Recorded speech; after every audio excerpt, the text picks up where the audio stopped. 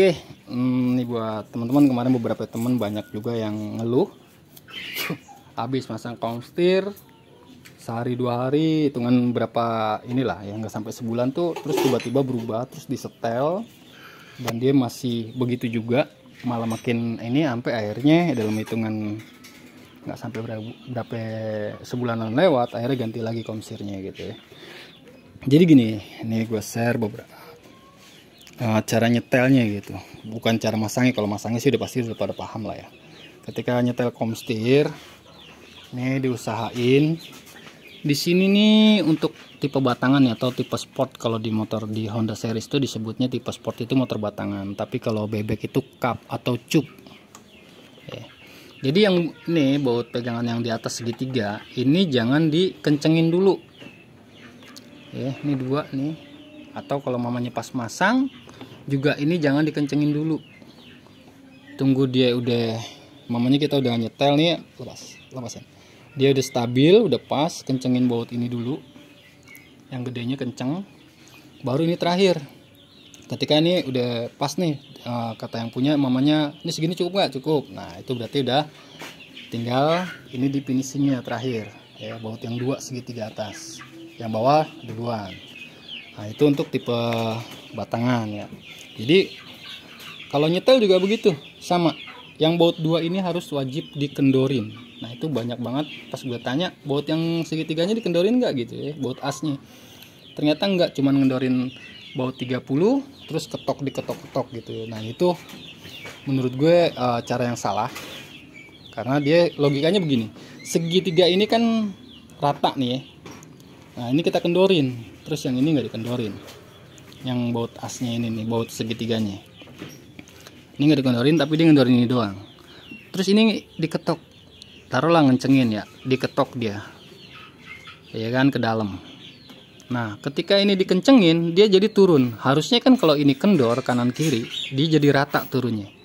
Nah, ketika lu nggak kendorin, lu kencengin doang buat dia, akhirnya jadinya timplang begini. Nah, itu secara logikanya seperti itu ya. Jadi gue share, mudah-mudahan juga bisa manfaat juga nih buat teman-teman yang ngalamin komstirnya bermasalah mulu gitu ya. Untuk nyetelnya selalu akhirnya ganti ujung-ujungnya. Nah, coba caranya, ini wajib dikendorin untuk nyetel. Begitu juga pas masang baru juga, ini belakangan. Pastiin dulu setelahnya udah pas, baru ini terakhir. Ini tambahan kemarin untuk nanya yang masalah koplingnya. Padahal di sini space-nya udah banyak ya. Ini space-nya banyak. Ntar dulu, sebentar. Taruhlah di sini. Oke, ini. Oke. Ini ketika talinya dilepas, ya, di ini banyak space-nya. Oke. Ini tandanya kampas kopling masih bagus nih. Nah, tapi kenapa di atas itu setelannya? Oke, bentar.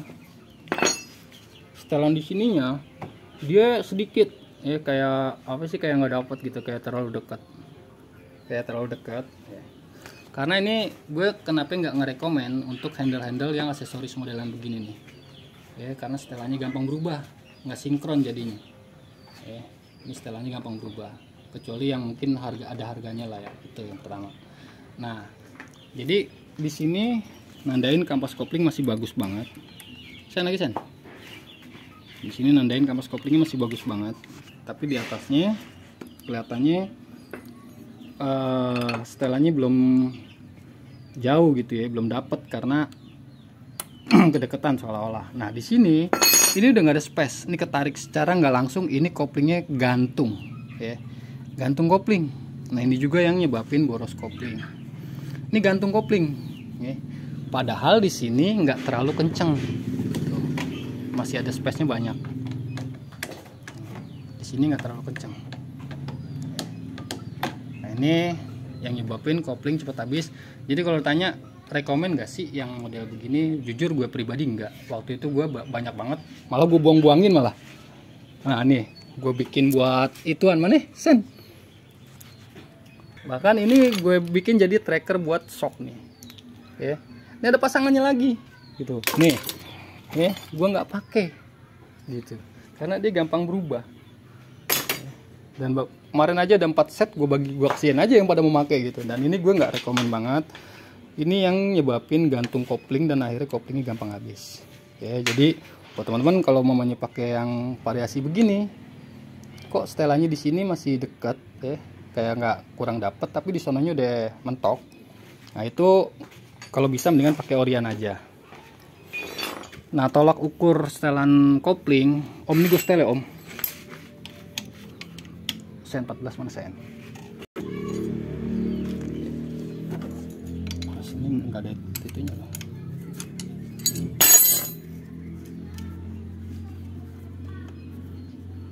Set, gantung ini.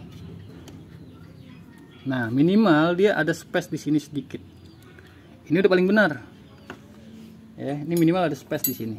Itu namanya nggak gantung kopling, dan kopling lu gue jamin awet. Ini sorry om, gue setel om sekalian. Enggak, bukan apa-apa. Nih lu gantung kopling om, gue berani taruhan pas ketika lu ganti oli, pasti olinya kayak semen, kayak adukan semen, acian semen. Ya, itu namanya kopling kebakan. Bukan kampasnya doang, sampai kaki empatnya. Nah, ini setelannya kan gampang berubah dia nih. Kita mau setel gimana kelihatannya dekat benar gitu.